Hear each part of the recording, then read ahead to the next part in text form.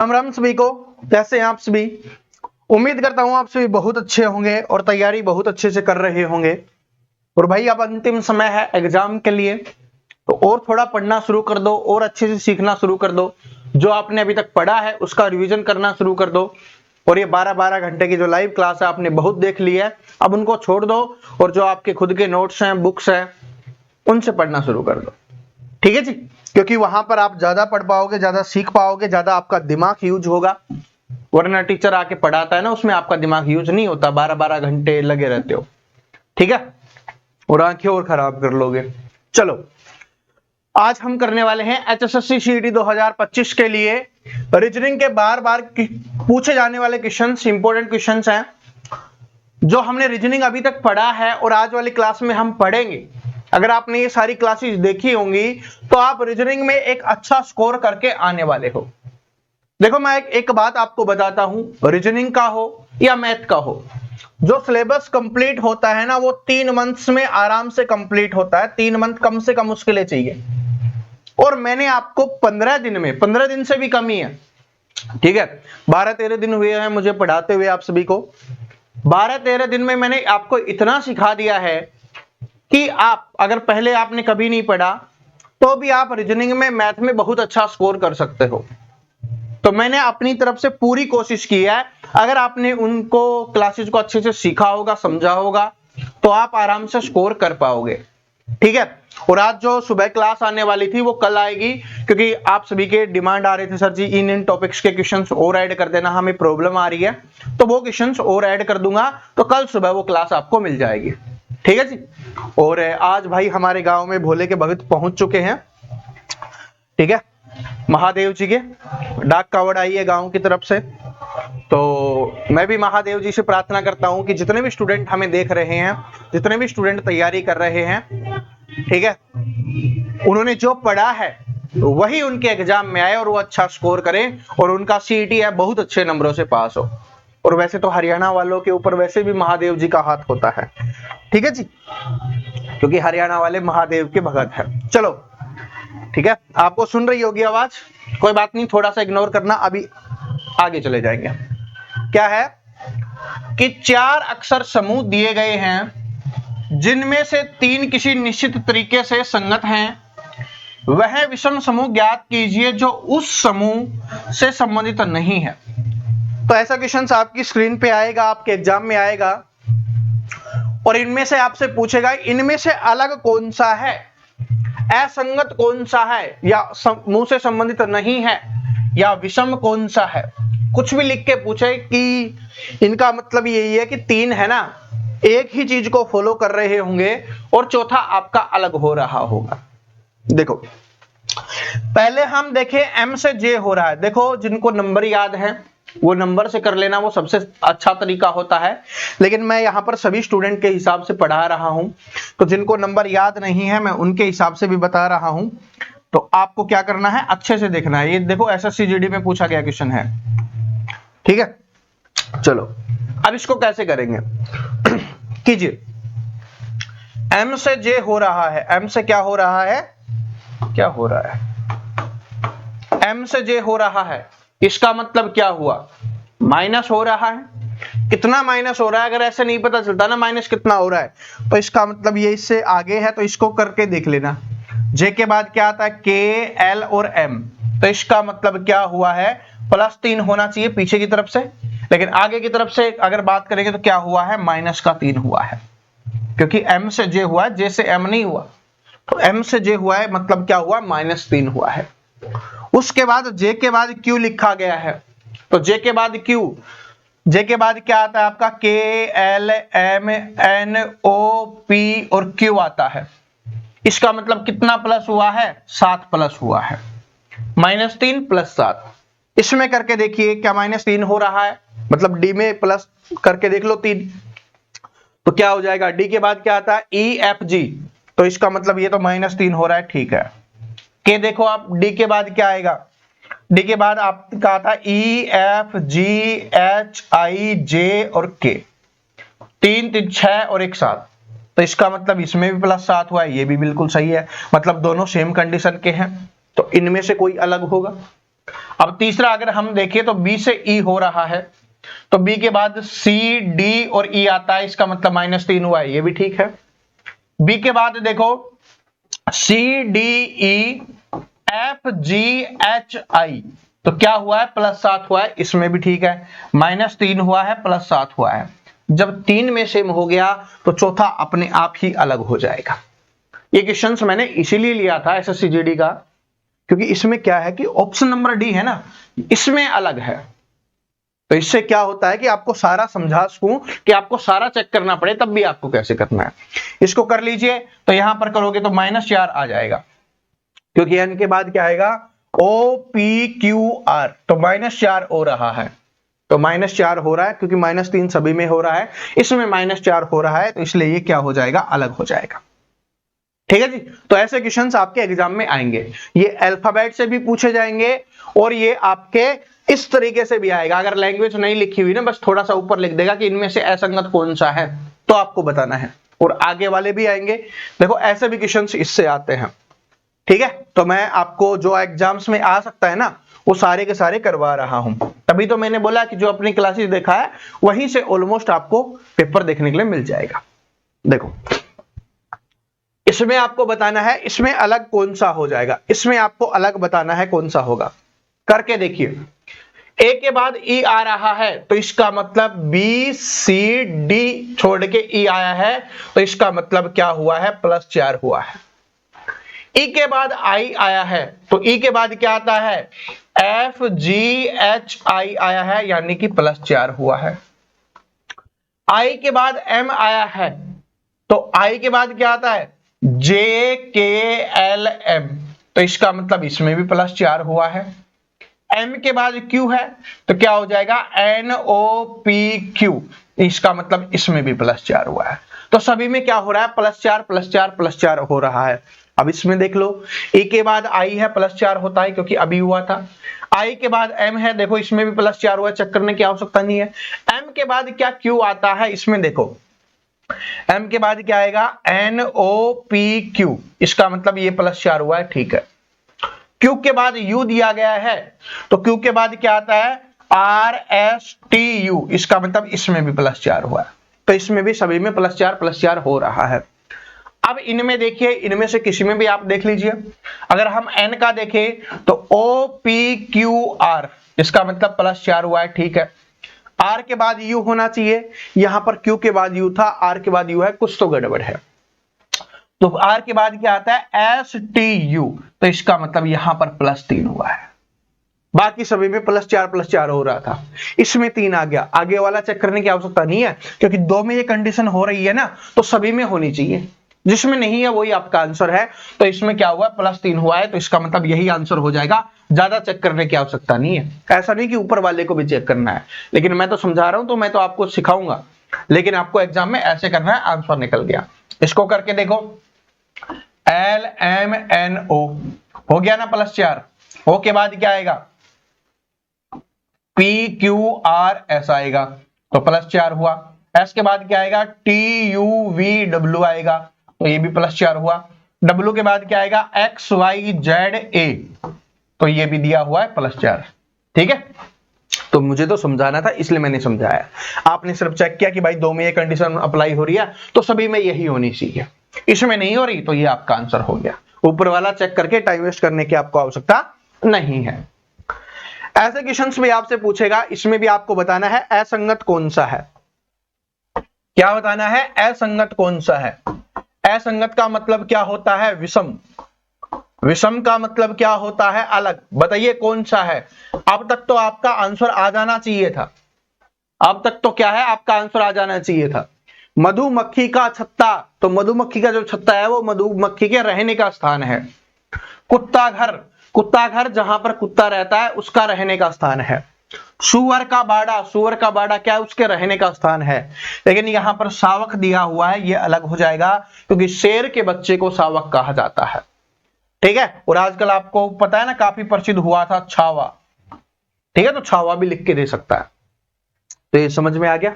तो ये क्या है, तीनों रहने के स्थान है, और चौथा क्या है, बच्चे का नाम है, बच्चे को कहा जाता है। ठीक है, तो इसलिए ये वाला क्या हो जाएगा, अलग हो जाएगा। ऐसे अपने को बताने होते हैं। तो असंगत वाले आएंगे तो आप कर लोगे ना आराम से। चलो इस वाले क्वेश्चंस को देखिए, ये आपका एनालॉजी, एनालॉगी जो भी आप बोलते हो, सादृश्यता, समानता, उसका क्वेश्चन है और आपको बताना है। इंग्लिश वाले इंग्लिश में देख लेना भाई। स्वेटर का जो संबंध ऊन से है, सिक्के का वही संबंध किससे होगा, ये अपने को बताना है। उसमें तो असंगत बताना होता है, अलग बताना होता है। इसमें दोनों के बीच में संबंध दर्शाना होता है कि स्वेटर का संबंध ऊन से है, तो वैसे ही सिक्के का संबंध किससे होगा। तो जो हमारी स्वेटर होती है, ठीक है, आजकल तो भाई थोड़ी मॉडर्न आने लग गई है, मशीन से बनी हुई, लेकिन 90s वाले जानते होंगे, वहां पर जो स्वेटर बनती थी, हमारी दादी बनाती थी, बुआ जी बनाती थी, ठीक है, तो जो बनती थी ना वो बड़ी प्यारी होती थी, ठीक है। और वैसे भी आपको पता है भाई, कैसे भी बनो, मशीन से बनो, लेकिन बनती किससे है, ऊन से बनती है। स्वेटर किससे बनती है, ऊन से। तो अब हमें बताना है सिक्के किससे बनते हैं, ठीक है। सिक्के किससे बनते हैं, तो सिक्के बनेंगे धातु से, धन से नहीं। धन तो वो होता है, राजा से नहीं, राजा हो सकता है बना रहा हो, मुद्रा उसको कहा जाता है, लेकिन बनती किससे है, धातु से बनती है, मेटल से बनती है, ठीक है। सिक्के किससे बनते हैं, धातु से बनते हैं, मेटल से बनते हैं। एक क्वेश्चन जीके का मैं आपसे पूछता हूं, आपको बताना है कि 1 रुपए के नोट पर साइन कौन करता है, सिग्नेचर किसके किए जाते हैं 1 रुपए के नोट पर। इसके अलावा सभी पर तो गवर्नर करता है, जो हमारे देश का गवर्नर होता है ना, वो करता है। आप इंडिया जीके पढ़ रहे हो, ये एचएसएससी के एग्जाम्स में बहुत बार आया हुआ क्वेश्चन है। तो आपको बताना है कि 1 रुपए के नोट पर सिग्नेचर किसके होते हैं। कमेंट सेक्शन में सभी को बताना है, ठीक है। ये मत सोचना कि नहीं बताएंगे, नहीं बताओगे तो कुटाई हो जाएगी, ठीक है जी। चलो बताना सभी को, है ना भाई। चलो देखो, 7 का संबंध 49 से है, वैसे ही आपको बताना है किसका संबंध 81 से होगा, ये अपने को बताना है। तो इस वाले में क्या है कि भाई इसका संबंध जो इससे है, वही इसका संबंध इससे होगा। अगर बीच में ये आपको 2 दिखाई दे रहा है ना, 2 अनुपात से दिखाई दे रहे हैं, इनका मतलब होता है इसका संबंध इससे है, वही इसका संबंध इससे होगा। तो 7 का संबंध 49 से बताया था, याद कर लो। जैसे ही आपको 49 दिखे, क्या बताया था कि जैसे ही आपको 25 दिखे, आपको 36 दिखे, आपको 49 दिखे, आपको 81 दिखे, आपको 100 दिखे, आपको 121 दिखे, आपको 144 दिखे, अगर ये आपको सभी दिखाई दे रहे हैं, तो इसका मतलब क्या हुआ, इसका मतलब हो रहा होगा स्क्वायर। तो यहां पर 7 और 49 का क्या संबंध है, 7 का स्क्वायर होता है 49, 49। तो अब अपने को बताना है 81 किसका होता है। तो 81 किसका होता है, 9 का स्क्वायर होता है, तो इसलिए इसका आंसर क्या हो जाएगा, 9 हो जाएगा। तो ये आपका आंसर है। ऐसे अपने को करना है, एनालॉजी के क्वेश्चंस आपके सामने आएंगे तब। एक और बता दो एनालॉजी का, ऐसे भी आता है, ठीक है। बताइए, ये क्वेश्चंस भी पूछा जाता है, और ये क्वेश्चंस अगर आपकी जीके ठीक होगी ना, तभी आप कर पाओगे, ठीक है। अलग अलग तरीके से पूछता है, अगर जीके और साइंस से रिलेटेड क्वेश्चंस पूछता है, अगर जीके और साइंस आपकी ठीक होगी तभी आप कर पाओगे। तो भारत का संबंध क्या है, देश से है, कि भारत क्या है, एक देश है। वैसे ही दिल्ली क्या है, ये अपने को बताना है। तो भारत जब एक देश है, तो दिल्ली क्या है, सभी को पता है, दिल्ली एक राजधानी है। दिल्ली क्या है भाई, राजधानी है, ठीक है। तो भारत एक देश हो गया, तो दिल्ली क्या हो जाएगी, राजधानी हो जाएगी। और कभी कभी ऑप्शन में आपको राजधानी ना देकर केंद्र शासित प्रदेश भी दे सकता है, तो केंद्र शासित प्रदेश हो जाएगा, ठीक है जी। तो ये बात ध्यान रख लेना। तो भारत एक देश है, तो दिल्ली क्या हो जाएगी, राजधानी हो जाएगी। हमारे देश की राजधानी है नई दिल्ली। चलो अब ये देखो, कोडिंग वाला एक क्वेश्चन फिक्स आएगा आपके एग्जाम में, इसको कोई नहीं रोक सकता, कोडिंग वाला आएगा ही आएगा। इसमें थोड़ा सा आपको दिमाग लगाना होता है कि भाई कौन सी चीज कैसे हो रही है। जैसे क्या है कि किसी निश्चित कोड भाषा में प्रेप्स को क्या लिखा जाता है, ये लिखा जाता है के रूप में लिखा जाता है। तब आपको बताना है च्युइंगम को का कोड क्या होगा या कैसे लिखा जाएगा, वो अपने को बताना है। तो सबसे पहले इनके और इनके संबंध को आपको देखना होगा कि इसमें क्या संबंध बन रहा है, फिर उसी का इसमें अप्लाई करना है और आपका आंसर आ जाएगा। अगर आप इस क्वेश्चंस को ध्यान से देखोगे, ये क्वेश्चंस मैंने लिया भी इसलिए है कि ये वाली जो टाइप है ना, ये बार बार रिपीट होती है, ठीक है, बार बार रिपीट होती है। तो अगर आप इसको ध्यान से देखोगे तो आपको एक बात समझ में आ रही होगी कि भाई इसमें शुरुआत में पी है, उधर लास्ट में पी चला गया, इसके लास्ट में ऐसा, यहां पर शुरुआत में ऐसा आ गया। क्या ये बात आपने देखी? शुरुआत में आपके दिमाग में ये भी आ सकता है कि एसपी लिखा हुआ है तो यहां पर एसपी है, तो इसका मतलब पीछे से शुरुआत हो रही है, और पी देख के आपके दिमाग में आता, लेकिन यहां पर एस नहीं है तो आगे वाला संबंध कम दिखाई दे रहा है, पीछे वाला संबंध ज्यादा दिखाई दे रहा है कि एस के बाद पी लिखा है, फिर उसके बाद ए एच लिखा है, फिर उसके बाद आर ई पी लिखा है। तो इसका मतलब क्या हुआ कि इसको उल्टा करके लिख दिया गया है। जो सीधा लिखा हुआ था ना, इसको उल्टा करके लिख दिया गया है, यानी कि राइट हैंड साइड से इसको लिख दिया गया है। स्पेलिंग बस सेम है, S P A H R E P, S P A H R E P. इसको भी हम सेम ऐसे ही लिखेंगे, पीछे से शुरुआत करना है, ऐसे शुरुआत करनी है। तो सबसे पहले जी लिखेंगे, फिर एन लिखेंगे, फिर आई, फिर डब्ल्यू, फिर ई एच सी। अब देख लो किसमें है, जी एन आई और डब्ल्यू इसी में है, ना इसमें है ना इसमें है। जी एन आई तो है लेकिन यहां पर एच है, डब्ल्यू नहीं है, तो वो भी नहीं हो सकता, इसी में है, तो यही क्या हो जाएगा, आपका आंसर हो जाएगा। तो ये वाली टाइप इंपॉर्टेंट है और एग्जाम्स में बार बार रिपीट होती है। और भाई कोडिंग डिकोडिंग से एक क्वेश्चन फिक्स आएगा, तो आप सर्च कर लेना कोडिंग डिकोडिंग यूट्यूब पर, मेरा नाम लिख देना, आपको बहुत अच्छे से वीडियो मिल जाएगी, ठीक है। जो अभी नए स्टूडेंट आए ना, मैं उनके लिए बता रहा हूं, जो पहले से देख रहे हो तो आपको तो कोई रोक नहीं सकता, ठीक है।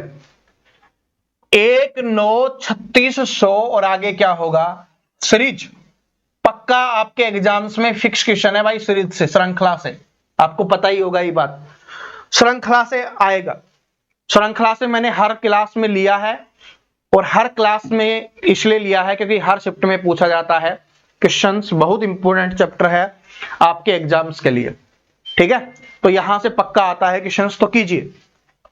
क्या है, 1 के बाद 9, 9 के बाद 36, 36 के बाद 100। अब क्या होगा, मैंने अभी थोड़ी देर पहले भी बताया था और अभी आपके सामने आ गया है। 9 आपको दिखा मतलब 3 का स्क्वायर, 36 आपको दिखा मतलब 6 का स्क्वायर, 100 आपको दिखा मतलब 10 का स्क्वायर, 100 आपको दिखा, इसका मतलब क्या हो गया अपना 10 का स्क्वायर, और 1 का स्क्वायर तो 1 होगा।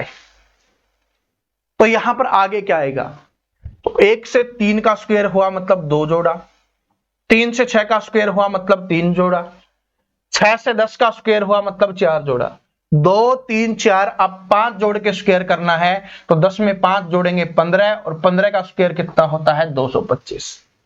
तो इसका आंसर कितना हो जाएगा आपका 225 हो जाएगा। क्या ये बात सभी को समझ में आ गई? ऐसे अपने को आराम से करना है, ठीक है जी, ऐसे आराम से करना है, कोई जल्दबाजी नहीं करनी। लेकिन ये बात ध्यान रख लेना, ऐसे आपको दिखाई दे इसका मतलब स्क्वायर चल रहा है, 9 है, 36 है, 100 है, अगर आपको ये दिखाई दे रहा है। इसके अलावा आपको दिखाई देता है 8, आपको लिखा हुआ दिखाई देता है 27, आपको लिखा हुआ दिखाई देता है 64, आपको लिखा हुआ दिखाई देता है 125, ठीक है, आपको लिखा हुआ दिखाई देता है 216, आपको लिखा हुआ दिखाई देता है 343। इसका मतलब क्या होगा, इसका मतलब किसी न किसी की क्यूब वाली सीरीज चल रही होगी। तो ये 2 का क्यूब, ये 3 का क्यूब, ये 4 का क्यूब, ये 5 का क्यूब, इस तरीके से आपकी सीरीज चल रही होगी, ठीक है जी। इनमें बीच में कोई छोड़ के लिखा हुआ होगा तो भी वो होगा, जैसे ये लिखा है। तो जब आपको ये अक्षर दिखाई दे तो समझ जाना क्यूब वाली बात चल रही है, ठीक है। तो ये चीज मैंने समझा दी है, अब एग्जाम में करने का काम आपका है। अब ये क्वेश्चन सीरीज का बहुत प्यारा क्वेश्चन है, बहुत ही अच्छा क्वेश्चन है। यहां पर आपको बताना है क्या आएगा, यहां पर क्या आएगा ये आपको बताना है, बहुत आराम से आपको बताना है। बताइए, 9 से 13 हुआ, ज्यादा हुआ है मतलब प्लस हुआ है, थोड़ा ही ज्यादा है तो इसका मतलब कुछ संख्या जोड़ी गई होगी, +4 हमने कर दिया। लेकिन 13 से 52 हो रहा है भाई, ये तो गुना में चला गया, और कितना गुना हुआ है, गुना में 4 हुआ है, 13 चौके 52। अगर छोटा है ना, मतलब अगर दुगने से कम है तो इसका मतलब कोई संख्या जुड़ रही होगी, अगर दुगना है, दुगने से ज्यादा है तो इसका मतलब कोई संख्या गुना हो रही होगी, ठीक है। थोड़ी सी ये हिंट होती है। तो 13 चौके क्या हो जाएगा, 52 हो जाएगा। 52 से 56 हुआ है, इसका मतलब कुछ जुड़ रहा है। कितना जुड़ रहा है? 4 जुड़ रहा है। अब 56 से क्या हुआ है? 224 हुआ है। तो देखो यहां पर +4 था, यहां पर गुना में 4 हुआ है, यहां पर +4 हुआ है, तो हो सकता है गुना में 4 हो। करके देखो, तो गुना में 4 करोगे तो 224 हो गया। तो इसका मतलब गुना में 4 हो रहा है, बिल्कुल ठीक है। ये सीरीज बिल्कुल सही काम कर रही है। अब यहां पर देखो क्या है, 224 से 228 +4 है। तो अब क्या होगा? अब हमें गुना में 4 करना होगा। अब क्या करना होगा? गुना में 4 करके हमारा आंसर आ जाएगा। तो 4 से 200 को करते तो 800 हो जाता, तो 800 तो ये हो जाता, 800 तो ये हो जाता भाई, ठीक है। और 28 को इससे करते हैं तो कितना हो जाता? 120 में से 8 कम कर लो, तो 120 में से 8 कम करेंगे 112, तो 112 और हो जाता। क्या हो जाएगा? 912। तो इसका मतलब क्या लिखोगे? 912। ये लो 912। क्या डायरेक्ट आप गुना कर दो? ऐसे करने की आवश्यकता नहीं है आपको। 228 को 4 से गुना कर दो, 912 आ जाएगा। ठीक है जी, समझ में आ गया। तो ऐसे क्वेश्चंस भी आते हैं, इसलिए मैंने करवाए हैं आपके लिए। इंपॉर्टेंट क्वेश्चन है, इंपॉर्टेंट टाइप है। और भाई हर क्लास में अलग अलग टाइप के क्वेश्चंस जो आ सकते हैं वो सारे मैं करवाते हुए जा रहा हूं, क्योंकि मुझे आपको इस तरीके से तैयार करना है कि एग्जाम में कैसा भी क्वेश्चंस आ जाए। और जब से एचएसएससी के चेयरमैन ने इंटरव्यू दिया है ना भाई, ठीक है, वो लाइव आए थे चेयरमैन साहब एचएसएससी के, तो उन्होंने कुछ ऐसा बोला, स्टूडेंट घबरा रहे हैं। जो नोटिस डाला ना उनको ही वो बोल रहे, वो तो ऐसे ही है भाई नोटिस, ठीक है। उस नोटिस में ये बताया गया था कि भाई 10 गुना हटा देंगे। उस नोटिस में ये बताया गया था कि आपके 40-50% जो दिया हुआ है उसको समाप्त कर दिया गया है। लेकिन लाइव में उन्होंने क्या बोला? उन्होंने बोला हाँ 50% में हो जाएगा। उन्होंने बोला हाँ 10 गुना को ही लेंगे। अब नोटिस को सही मानोगे कि हिम्मत सिंह जी को सही मानोगे? उनकी भी हिम्मत है कि नोटिस में अलग लिखा हुआ होता है, बोलते वो अलग है, ठीक है। तो और सिलेबस में भी उन्होंने ये बताया कि सिलेबस मुझे नहीं पता, सिर्फ इतना पता है कि हरियाणा जीके के 25 क्वेश्चन आएंगे, ठीक है। और ये बोला साथ में कि कंप्यूटर भी आएगा, लेकिन बाकी सब्जेक्ट कौन सा कितने नंबर का आएगा ये मुझे नहीं पता, ठीक है। 25 क्वेश्चंस किसके? हरियाणा जीके के उन्होंने बताए हैं। अब आप देख लो भाई, ये होता है ये सिलेबस, इस तरीके से हमें सिलेबस बताया जाता है। अब इसमें टीचर भी क्या करे और स्टूडेंट भी क्या करे, ठीक है। लेकिन हम तो पिछले के हिसाब से चल रहे हैं सारे, तो होप सो वैसा ही हो। चलो, ये वाला मैंने आपको सिखाया था पिछली क्लास में ही, ये वाली सीरीज सोल्व करना पिछली क्लास में सिखाया था। अब कीजिए, अब आपका आंसर आना चाहिए, सभी को करना है इसको, सभी स्टूडेंट करेंगे इसको कीजिए भाई सभी। काउंट कीजिए कितने हैं? 1 2 3 4 5 6 7 8 9 10 11 12 13 14 15। 15 का क्या बताया था? 5 गुना 3 करेंगे और बड़े वाला सबसे पहले लेंगे, इसलिए 5 गुना 3 लिखा है मैंने, 3 गुना 5 नहीं लिखा, ठीक है। तो 5 5 में डिवाइड कर लीजिए, 2 2 4 और 1 5, तो ये वाला हो गया। 2 2 4 और 1 5, ये वाला हो गया, ये इधर 5 हो गया। पहला अक्षर वी है, पहला अक्षर वी है, तो यहां पर क्या आ जाएगा? वी आ जाएगा पहला अक्षर। दूसरा अक्षर नहीं है, दूसरा अक्षर नहीं है, दूसरा अक्षर के है, तो के आ जाएगा आपका यहां पर। तीसरा अक्षर एम है, एम है, एम है। चौथा अक्षर आर है, आर है और आर है। बाकी सब कुछ लिखा गया, कोई जगह खाली नहीं है, तो जो लिखा है वो लिख दो। के उसके बाद आर वी और आर, के आर वी आर, ठीक है। कुछ छूट गया क्या भाई? हाँ ये वाला छूट गया। लास्ट अक्षर कौन सा है भाई? डी है, तो यहां पर डी और होगा, तो शुरुआत में के डी है भाई, ठीक है। के डी है, अब सही है। के डी के किस में है भाई? के डी के इसमें तो नहीं है, बाकी 3 में है। आर वी आर है, तो ये इसी में है, तो ये आपका आंसर हो जाएगा, ठीक है। तो ऐसे अपने को चेक कर लेना है, आराम से देख लेना, कोई दिक्कत नहीं है। और केडी भाई, एमडी केडी की जो जोड़ी थी ना, वो 90s वालों की फेवरेट है। अब तो आपके पास बहुत आ गए हैं, ठीक है। एमडी केडी, निप्पू निप्पे वाला, इनके नामों पर नाम भी रखे गए हैं भाई, ठीक है, चलो लोग अपने उपनामों से बोलते थे कि मैं केडी हूं, मैं निप्पू निपे वाला हूं, ठीक है। चलो चलो कीजिए।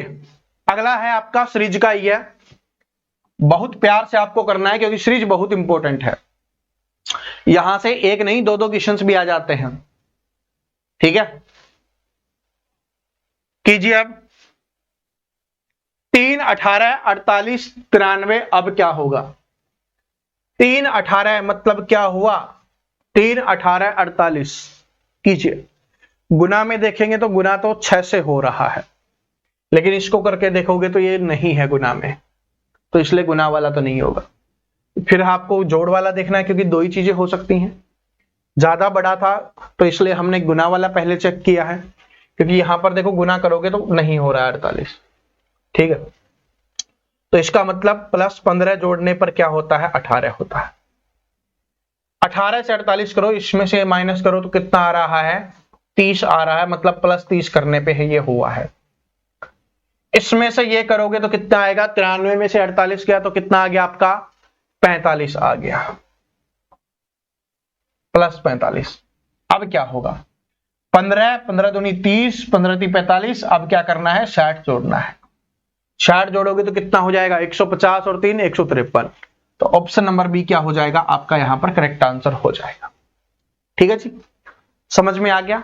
ये छोटी सी प्यारी सी क्लास कैसी लगी, आप सभी कमेंट करके बताना। आज वाले क्वेश्चंस कैसे लगे, मैंने कुछ ही टॉपिक्स के क्वेश्चंस ज्यादा रखे हैं क्योंकि वो टॉपिक से फिक्स आपके एग्जाम्स में क्वेश्चंस आते हैं। बाकी टॉपिक्स हैं वो मैं बाकी क्लासेज में भी करवा चुका हूं, और आगे अभी रीजनिंग की 1-2 क्लास आपको और देखने के लिए मिलेगी, उनमें मैं आपको और टॉपिक करवा दूंगा। जो भी टॉपिक आपको हार्ड लगता है या जिस भी टॉपिक में आपको प्रॉब्लम आ रही है तो कमेंट करके बता देना, ताकि मैं उस टॉपिक के क्वेश्चंस उन क्लासेज में और ऐड कर लूं। क्योंकि हमारा काम क्या है, ये नहीं कि हमें व्यू चाहिए, हमें सिर्फ वो चीजें करवानी है जिससे स्टूडेंट को लगे कि हाँ मजा आ गया। मुझे आपको वो चीज करवानी है जिससे आप एग्जाम में स्कोर करो, और वही मैं करवाता हुआ आया हूं बिना टाइम वेस्ट किए हुए। ठीक है जी, और आप सभी मेहनत कर रहे हो, बहुत अच्छा लगता है। आप सभी जो प्यार देते हो उसके लिए भी बहुत अच्छा लगता है। बस मेहनत करते रहना। मैथ रीजनिंग मैंने संभाल रखा है, हरियाणा जी के तो आपने कभी से संभाल रखा है, तो बाकी सब्जेक्ट पे भी ध्यान दे लेना। ठीक है, अब छोड़ दो उन लाइव क्लासेज को, मेरी बात मानते हो तो अब आप हिंदी पे, अपनी इंग्लिश पे, अपने कंप्यूटर पे, क्योंकि स्पेशली बोला है कंप्यूटर आएगा तो कम से कम 4-5 नंबर का तो आएगा ही आएगा, तो कंप्यूटर पे तो इन पे आप कर लेना। ठीक है, और कल एक कुछ चीज बताएंगे जहां पर हम जुड़ सके आपस में, है ना। क्योंकि मुझे अभी बताना था कि क्लास नहीं आएगी 9 बजे नहीं, 10 बजे डालेंगे हम, क्योंकि आज थोड़ा बिजी हो गए थे क्योंकि रिश्तेदार वगैरह भी आए हुए हैं। ठीक है, तो इसलिए कुछ हमारे पास होना चाहिए ना जिससे मैं आपको बता सकूं, क्योंकि यूट्यूब पर डालते हैं तो सभी तक नहीं पहुंची, वो 10-20 लोगों ने देखी होगी, तो बाकी स्टूडेंट वेट कर रहे होंगे, टाइम वेस्ट हुआ होगा। तो इसलिए कल कुछ करते हैं, या आप बता देना इंस्टाग्राम चलाते हो या टेलीग्राम चलाते हो, क्या करना चाहिए। ठीक है, वहां पर फिर अपडेट भी देते रहेंगे HSSC की जो भी होगी। ठीक है जी, तो मिलते हैं फिर, तब तक हंसते रहिए, मुस्कुराते रहिए, पढ़ते रहिए। जय हिंद, जय हरियाणा, जय हरियाणवी।